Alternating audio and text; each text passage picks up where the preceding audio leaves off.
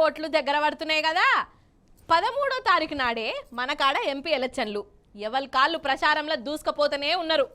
ఇక మన KCR sir road షోలతోని రాజకీయం అంతా మారిపోయింది.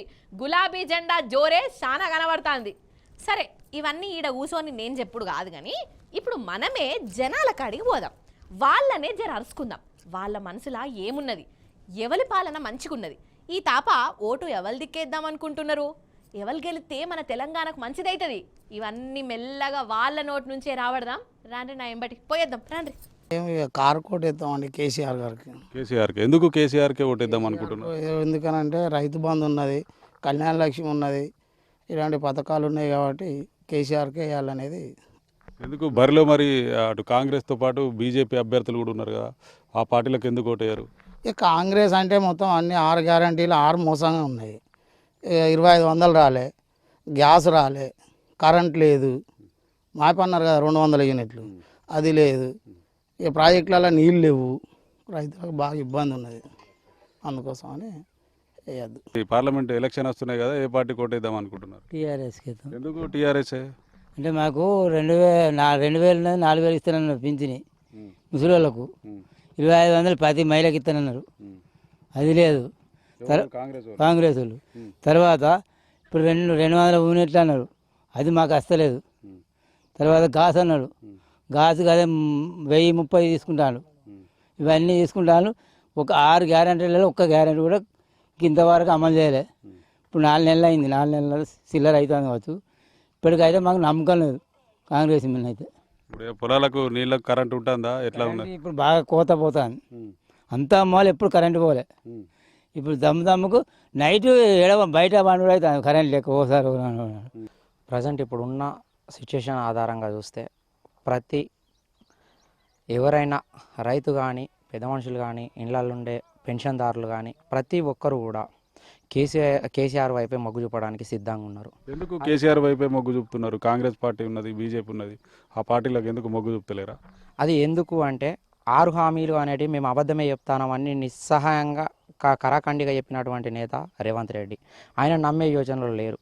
గతానికి చూస్తే ఇప్పుడు చూస్తే భూగర్భ జలాలన్నీ ఎండిపోయినాయి, అన్ని మోటార్లు పోయడం లేదు, అతను ఇచ్చేటటువంటి కరెంటు సరిపోవడం లేదు. కాంగ్రెస్ ప్రభుత్వం వచ్చి కాటికి వ్యవసాయదారుడు అనేసి కాటికి పోవడానికే సిద్ధపడుతున్నాడు. అంటే చావే తప్ప దీనిలో బ్రతుకు అనేది లేదు. వ్యవసాయం చేస్తే మళ్ళీ వెనుకకు నడ్డి విరగడమే తప్పితే వేరే బ్రతకడానికి సోర్సెస్ లేకుండా అయినాయి. కాబట్టి కాంగ్రెస్ని నమ్మే యోచన లేదు.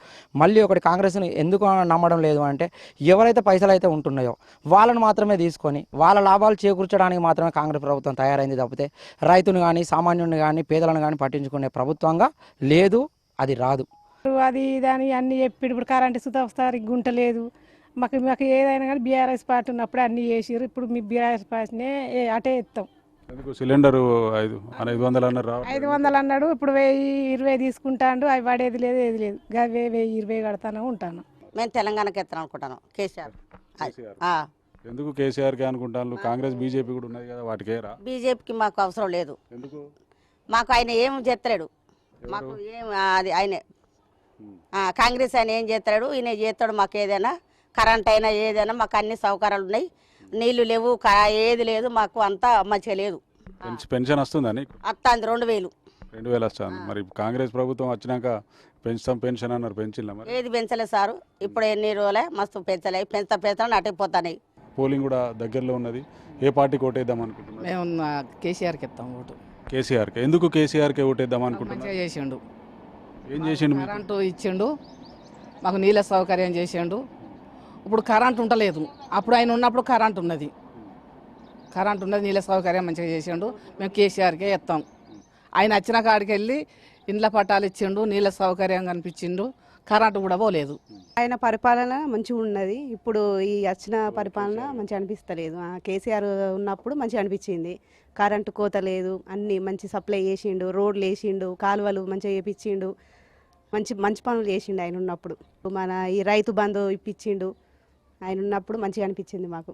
పార్లమెంట్ ఎన్నికలకు సంబంధించి పోలింగ్ డేట్ కూడా దగ్గర పడుతున్నది, ఏ పార్టీకి ఓటేద్దాం అనుకుంటున్నారు? కేసీఆర్కి ఇస్తాం. కేసీఆర్కి ఓటేద్దాం అనుకుంటున్నారు. ఎందుకు కేసీఆర్ గారికి ఓటేద్దాం? ఇళ్ళ పట్టాలు ఫ్రీ ఇచ్చేయండు, కరెంటుకు కూడా ఏ ప్రాబ్లం లేదు, పేదవాళ్ళకు కూడా న్యాయం చేసేయండు.